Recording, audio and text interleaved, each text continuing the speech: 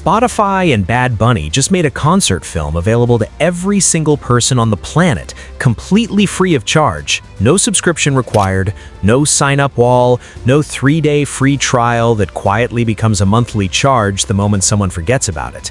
Just a full, professionally produced concert film dropped into the world like it costs nothing.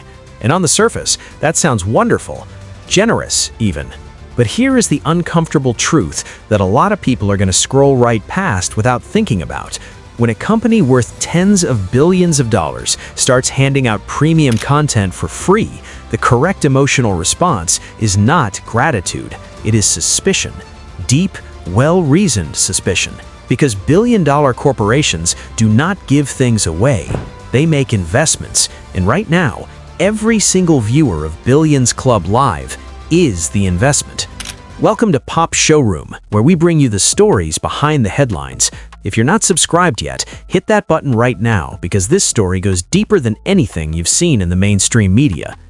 Before getting into the mechanics of what is actually happening here, it is worth establishing exactly who Bad Bunny is, because without that context, none of the rest of this makes sense. Bad Bunny, born Benito Antonio Martinez Ocasio in Puerto Rico, is not simply a successful musician. He is, by almost every measurable metric, the most dominant recording artist of the last several years. He has been Spotify's most streamed artist globally multiple times. He has sold out stadiums on multiple continents. He has crossed every language barrier that the music industry used to treat as a wall. He does not just make music that people like, he makes music that people need, apparently, because the numbers suggest that a significant portion of the planet has decided his discography is essential listening. And the important thing to understand about Bad Bunny, beyond the streaming records and the sold-out tours, is that he is not the kind of artist who moves without intention.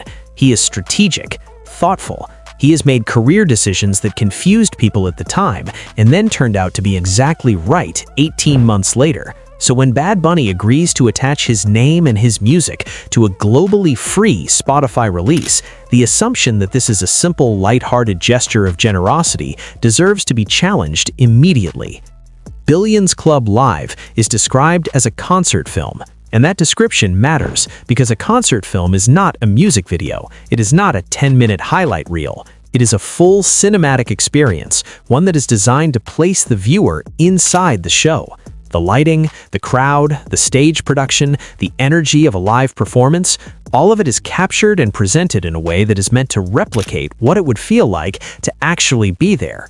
For fans who did not get tickets, or who could not afford them, or who simply live in a part of the world where Bad Bunny tours do not reach, this is a significant offer. It is access that would normally cost money, real money, being handed over without conditions. It is available worldwide, not in North America and Western Europe and a handful of other markets. Worldwide. That kind of global distribution for a piece of premium music content with zero price tag attached is genuinely unusual, and unusual things in the entertainment industry always have a reason behind them. Here is where the picture starts getting interesting.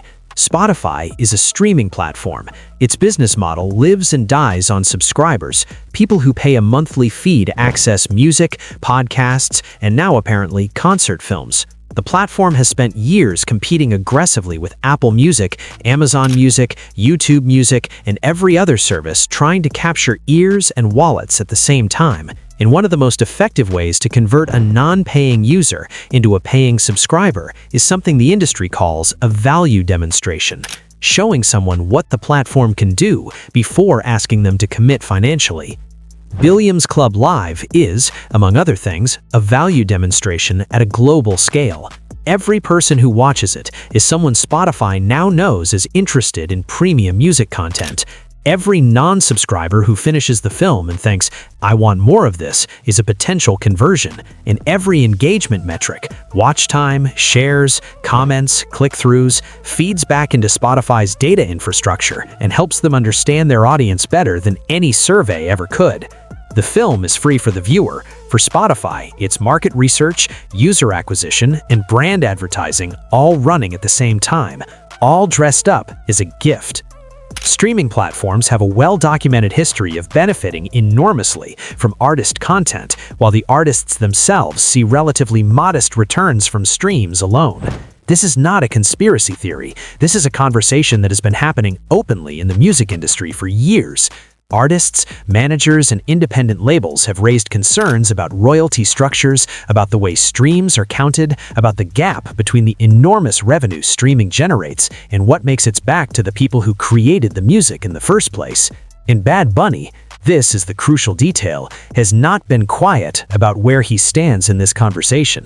He has made moves in his career that signaled a real awareness of how the industry works and a real unwillingness to simply accept the default terms.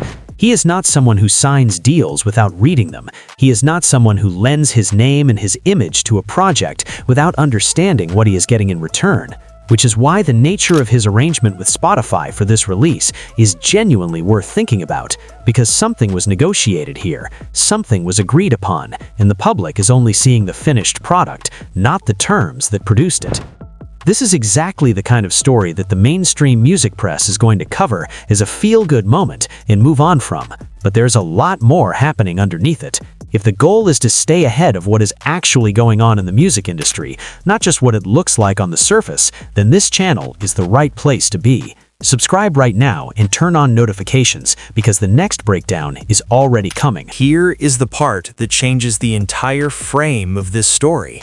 Bad Bunny's relationship with Spotify has had friction, real friction. There had been periods where his approach to the platform suggested something less than a fully cooperative partnership. He has made decisions that prioritized his own terms over the platform's preferences. He has demonstrated, repeatedly, that he understands his own leverage and that he is willing to use it. So when he and Spotify announce a globally free concert film together, with Spotify's branding front and center, and Bad Bunny's audience being driven directly into Spotify's ecosystem, there are really only two ways to interpret that. Either Bad Bunny made peace with a platform he had complicated feelings about, which is a story in itself, or Bad Bunny negotiated something significant enough that attaching his name to a Spotify marketing exercise made sense, something that the press release does not mention and the announcement does not explain. The twist is not that the concert film is secretly bad, it is probably excellent. The twist is that this free gift to fans worldwide is almost certainly one piece of a much larger deal, and the full shape of that deal is not visible yet. In the music industry, the public announcement is almost never the whole story. It is the part they want you to focus on, while the actual terms stay quiet. And right now, everyone is focused on the free concert film, which is exactly where both parties want them. Here is the practical reality. Billions Club Live is going to be a genuinely good watch. The production value will be high, the music will hit. Bad Bunny does not attach his name to things that are not worth experiencing. And Spotify does not invest in global free releases without making sure the product can deliver. The viewer is not being scammed. They are not being handed something cheap.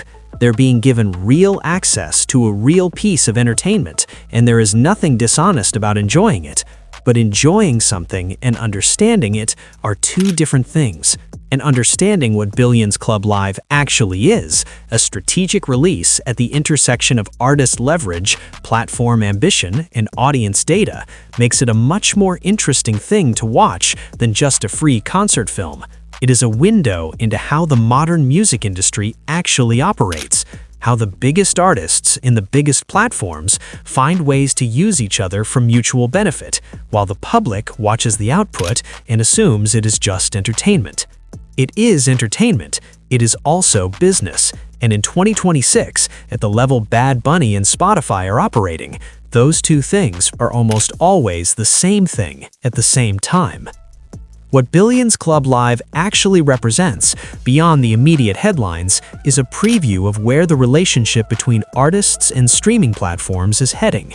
The old model, artist records music, label distributes it, platform hosts it, fan pays to stream it, is not going away, but it is being layered over with new arrangements, exclusive content, platform-specific releases, film and video products that live alongside music, experiences that are designed to make a platform feel like more than just a library of songs. Spotify wants to be the destination, not just one of several places where someone might listen to music, but the place, the platform that has the music, the podcasts, the live content, the films, the events, the full ecosystem. And partnering with an artist who has demonstrated the ability to pull hundreds of millions of listeners is one of the most direct paths toward building that. Bad Bunny is not just a musician in this deal. He is infrastructure. He is proof of concept. He is the demonstration that Spotify can do things that other platforms simply cannot match.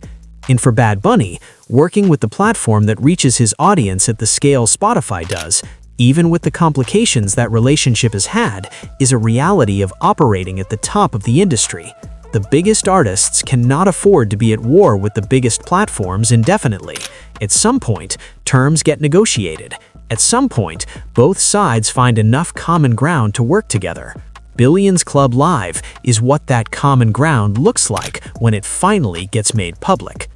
So there it is, a free concert film that is also a data collection event, a generous gift that is also a negotiated business deal, a streaming platform playing nice with an artist who has not always played nice with streaming platforms.